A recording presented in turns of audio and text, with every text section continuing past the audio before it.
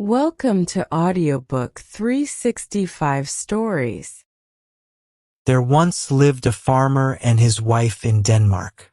They had a very good farm, but they did not have any children. They were often sad because they had no child to give all their money to. They became richer and richer, but they still had no one to leave their farm to. One year they had a pretty little bull calf. They called him Peter. Peter was the nicest little animal they had ever seen. He was very beautiful and very smart. He understood everything people said to him.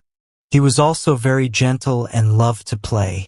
The farmer and his wife loved him as if he were their own child. One day the farmer said to his wife, "I wonder if our church helper can teach Peter to talk. If he can, we can adopt Peter as our son and give him everything we have." "I don't know," said his wife. "Our church helper is very smart and knows a lot. I almost believe he can teach Peter to talk because Peter is also very smart. Maybe you should at least ask him." So the farmer went to the church helper and asked him if he could teach Peter, the bull calf, to talk. The farmer wanted Peter to be their heir and get everything they had. The church helper was a clever man. He looked around to make sure no one could hear them. Then he said, "Oh yes, I can do that. But you must not tell anyone. It must be a secret, and the priest must not know, or I will get in trouble because it is not allowed. It will also cost some money because we need very expensive books." The farmer said that was okay. He didn't care how much it cost. The church helper could have $100 to start with to buy the books. He also promised not to tell anyone and to bring the bull calf in the evening.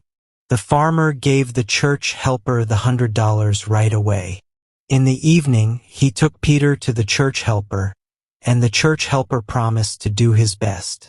After 1 week, the farmer went back to the church helper to ask about Peter and see how he was doing.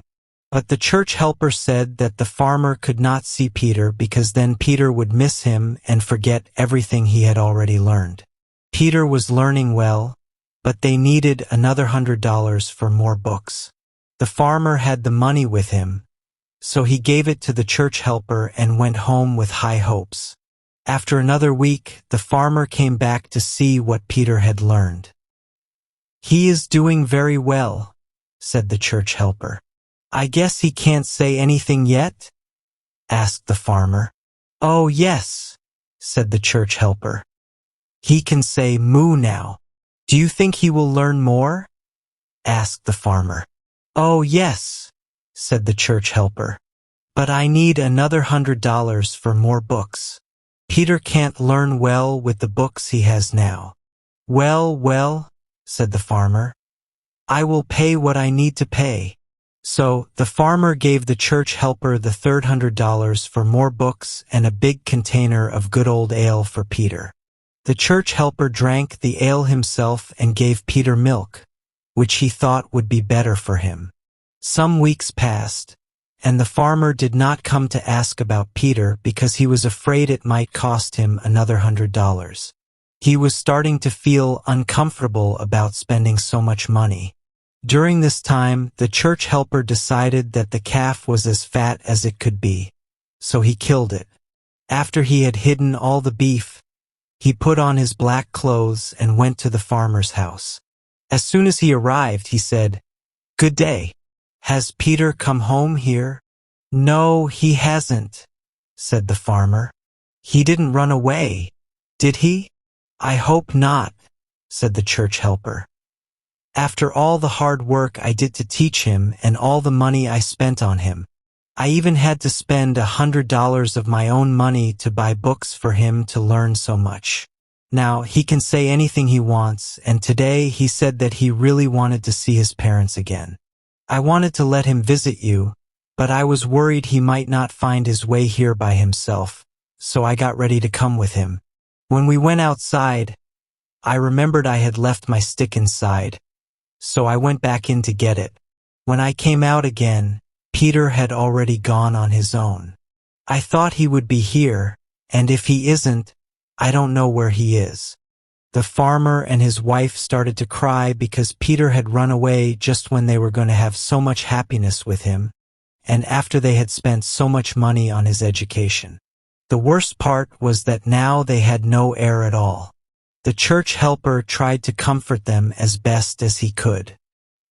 He was also very upset that Peter had behaved this way, just when the church helper could have been proud of his student. Maybe Peter had only gotten lost, and the church helper said he would make an announcement in church next Sunday to see if anyone had seen him. Then he said goodbye, and went home and ate a nice meal of roast veal. One day, the church helper was reading a newspaper and saw a story about a new merchant who had moved to a town far away, and his name was Peter Bull. He put the newspaper in his pocket and went to the sad couple who had lost their heir. He read the story to them and said, "I wonder if that could be your bull calf, Peter?" "Yes, of course it is," said the farmer. "Who else could it be?" His wife then said, "You must go and find him because it is definitely him. Take a lot of money with you, too, because who knows, he may need some money now that he is a merchant."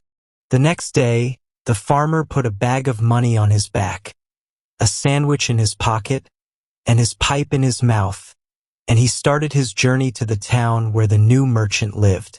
It was a long journey, and he traveled for many days before he finally arrived there. He reached the town one morning just at sunrise, found the right place, and asked if the merchant was at home. "Yes, he is," said the people, "but he is not awake yet." "That doesn't matter," said the farmer, "because I am his father. Just show me to his bedroom." He was shown to the room, and as soon as he entered and saw the merchant, he knew it was Peter right away. Peter had the same wide forehead, the same thick neck, and the same red hair, but in other ways he looked like a human. The farmer rushed up to him and grabbed him tightly. "Oh, Peter," he said, "you have made us so sad, both your mother and me, by running away like this just when we had taught you so much. Get up now so I can see you properly and talk to you." The merchant thought a crazy person had come into his room, so he decided to stay calm. "All right," he said, "I will do it right away." He got out of bed and quickly started to get dressed. "Yes," said the farmer, "now I can see how smart our church helper is. He has done well with you because now you look just like a human being. If someone didn't know, they would never think you were the little bull calf we got from the red cow. Will you come home with me now?" "No," said the merchant. "I don't have time right now. I have a big business to take care of." "You could have the farm right now, you know," said the farmer, "and we old people would stop working. But if you want to stay in business, of course, you can do that. Do you need anything?" "Oh, yes," said the merchant. "I need money more than anything. A merchant always needs money." "I believe that," said the farmer, "because you had nothing at all when you started. I brought some money with me for that reason." With that, he emptied his bag of money onto the table, covering it with bright dollars. When the merchant saw what kind of man he was dealing with, he started to speak nicely to him and invited him to stay for a few days so they could talk more.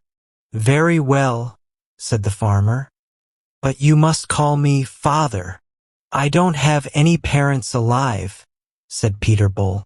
"I know that," said the farmer.